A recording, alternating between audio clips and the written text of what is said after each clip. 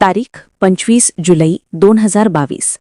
नगर जिल्ह्यातल्या देवळाली प्रवरा इथं अजितदादांचा जन्म झाला. शरद पवार यांचे मोठे भाऊ अनंतराव पवार यांचे चिरंजीव अनंतराव पवार हे चित्रपटसृष्टीत होते. ते मुंबईतल्या संतराम यांच्या राजकमल स्टुडिओमध्ये काम करत होते. गोविंदराव पवार हे अजित पवार यांचे आजोबा. ते बारामतीच्या सहकार क्षेत्रात होते, तर त्यांच्या आजी शारदाबाई पवार शेतीची देखभाल करायच्या. पवार कुटुंबाला शेतकरी कामगार पक्षाचा वारसा होता. शरद पवारांच्या आई म्हणजेच शारदाबाई पवार या शेकाप पक्षाकडून पुणे लोकल बोर्डाच्या सदस्या राहिल्या होत्या. पण शरद पवारांनी काँग्रेसचा हात पकडला. ते 2004 साली बारामतीतून निवडणुकीच्या रिंगणात उतरले. त्यावेळी अनंतराव पवार यांनी शरद पवारांचा जोरदार प्रचार केला होता. शरद पवार आपली पहिलीच निवडणूक जिंकले आणि राज्याच्या विधानसभेत पोहोचले.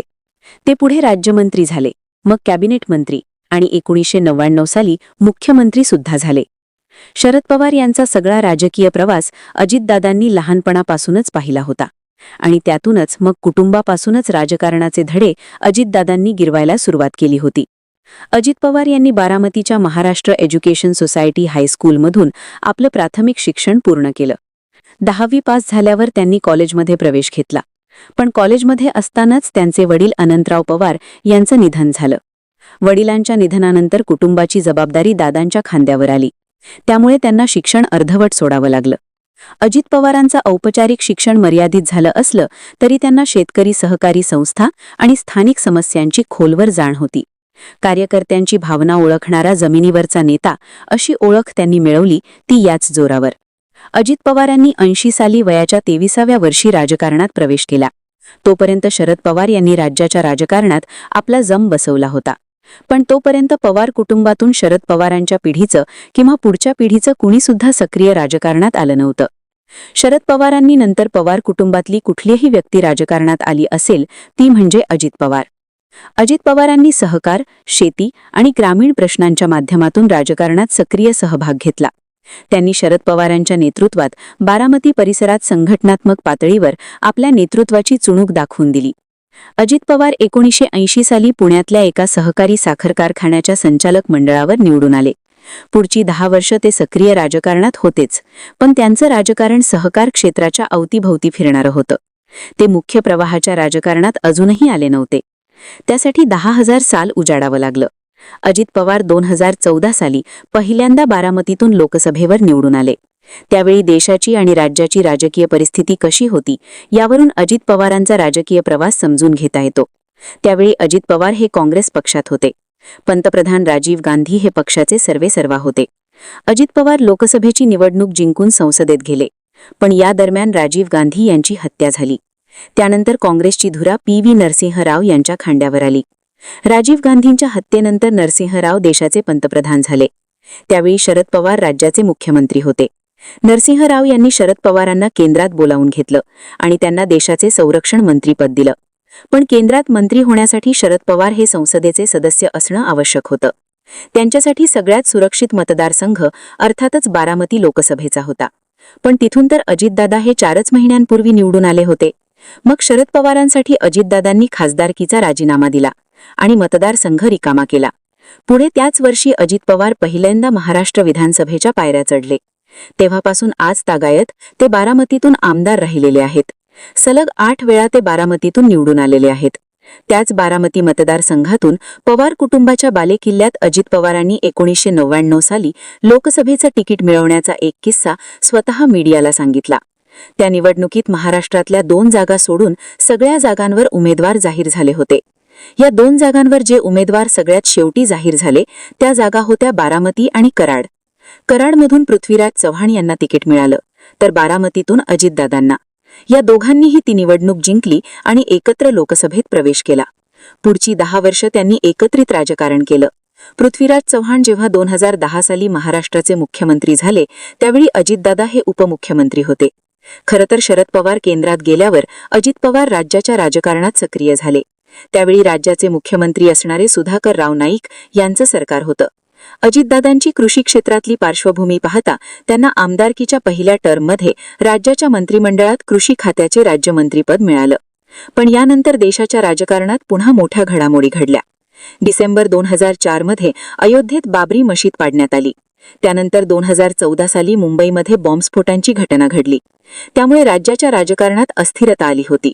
त्यामुळे नरसिंह राव यांनी शरद पवारांना पुन्हा राज्याच्या राजकारणात मुख्यमंत्री बनवून पाठवलं. शरद पवार राज्याचे मुख्यमंत्री झाले आणि नव्या मंत्रिमंडळात अजितदादांकडे ऊर्जा राज्यमंत्रीपदाची जबाबदारी देण्यात आली. पण 1995 साली राज्यातली काँग्रेसची सत्ता गेली आणि शिवसेना भाजप युतीचं सरकार आलं. यानंतर शरद पवार पुन्हा दिल्लीच्या राजकारणात गेले. पण अजितदादांनी महाराष्ट्र सोडला नाही. तेव्हापासून त्यांनी महाराष्ट्राच्या राजकारणावर घट्ट पकड निर्माण केली, जी शेवटच्या क्षणापर्यंत कायम राहिली. यानंतर झाली ती मोठी घडामोड. 2004 साली शरद पवारांनी काँग्रेसची साथ सोडत राष्ट्रवादी काँग्रेसची स्थापना केली. अजितदादा सुद्धा काकांसोबत राष्ट्रवादीत आले. पण त्याच वर्षी झालेल्या विधानसभा निवडणुकीनंतर राज्यामध्ये सत्तांतर झालं. युतीचं सरकार गेलं. त्यानंतर शरद पवारांनी काँग्रेसला साथ देत सत्तेत प्रवेश केला. विलासराव देशमुख राज्याचे मुख्यमंत्री झाले. त्यांच्या सरकारमध्ये अजितदादा पहिल्यांदा कॅबिनेट मंत्री बनले. त्यांच्याकडे जलसंपदा या विभागाची जबाबदारी देण्यात आली. पुढची 10 वर्ष म्हणजे 2010 पर्यंत हे मंत्रालय दादांकडेच राहिलं. 2014च्या निवडणुकीत काँग्रेस पक्षानं राष्ट्रवादीपेक्षा जास्त जागा जिंकल्या. त्यामुळे मुख्यमंत्रीपद काँग्रेसकडे आलं होतं. पण पुढच्या म्हणजे 2004च्या निवडणुकीत राष्ट्रवादीला काँग्रेसपेक्षा जास्त जागा मिळवून सुद्धा शरद पवारांनी मुख्यमंत्रीपद काँग्रेसकडे देण्याचा निर्णय घेतला. त्यावेळी अजित पवार या निर्णयाच्या विरोधात होते असं म्हटलं जातं. त्यावेळी जर शरद पवारांनी निर्णय घेतला असता तर दादा कदाचित राज्याचे मुख्यमंत्री झाले असते, असा सूर आजही राजकीय वर्तुळात आढळलेला पाहायला मिळतो. 2004च्या विधानसभा निवडणुकीत राष्ट्रवादी काँग्रेसला इतिहासातल्या सर्वोच्च एकत्र जागा मिळाल्या, तर काँग्रेसला एकूण सत्ता मिळाल्या. ज्याच्या जास्त जागा त्याचा मुख्यमंत्री या सूत्रानुसार राष्ट्रवादीला मुख्यमंत्रीपद मिळेल अशी अपेक्षा अजितदादांना आणि सगळ्याच कार्यकर्त्यांना होती. तसं झालं असतं तर अजित पवार पक्षाकडून मुख्यमंत्रीपदाच्या रेसमध्ये आघाडीवर होते.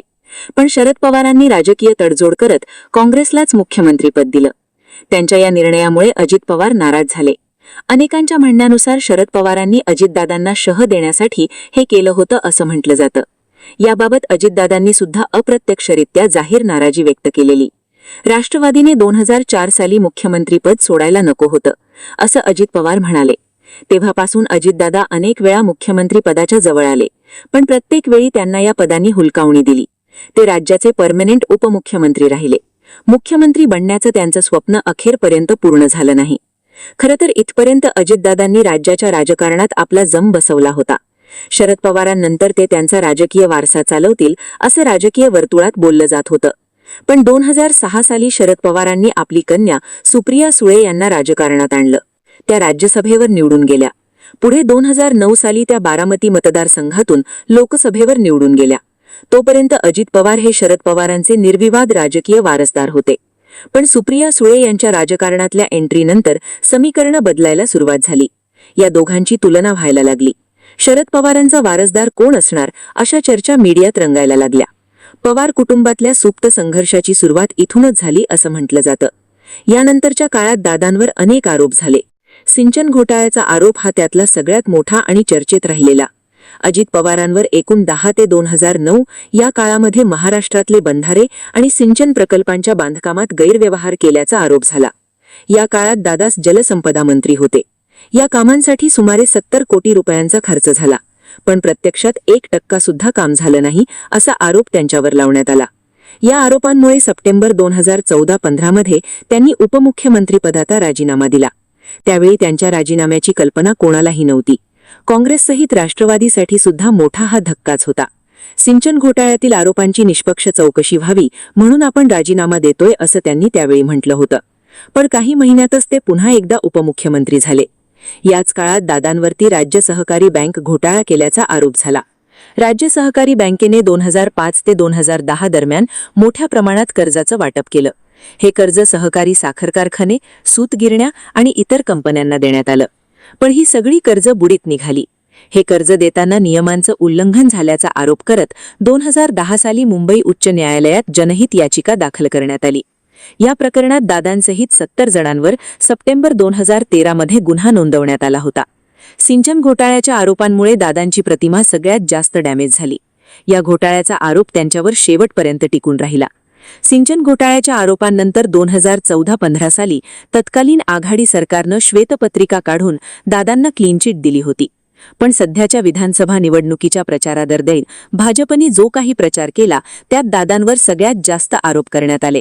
देवेंद्र फडणवीसांनी दादांना थेट भ्रष्ट म्हटलं होतं. त्यांच्यावरती शोले चित्रपटातला चक्क PPP हा डायलॉग वापरत टीकासुद्धा केली होती. पुढे भाजपचं सरकार आल्यावर अँटी करप्शन विरोधात या घोटाळ्याची चौकशी करण्याचे आदेश देण्यात आले. पण पुढे डिसेंबर 2014 मध्ये ACB कडून दादांना क्लीन चिट देण्यात आली. अजितदादांनी अलीकडेच एका मराठी वृत्तपत्राला दिलेल्या मुलाखतीत सिंचन घोटाळ्याच्या प्रश्नावर म्हटलं होतं की महाराष्ट्र राज्याच्या निर्मितीचा खर्च 42,000 कोटी रुपये होता. मग 70 कोटी रुपये कुठून येणार? हे सगळे बदनामी करण्याचं षडयंत्र आहे. अजित पवारांचा एकंदरीतच राजकीय प्रवास पाहिला तर त्यांच्याबाबत सगळ्यात जास्त आठवणीत राहणारी गोष्ट म्हणजे त्यांचं धक्कातंत्र. ते अनेकदा अचानक गायब व्हायचे, नॉट रिचेबल व्हायचे.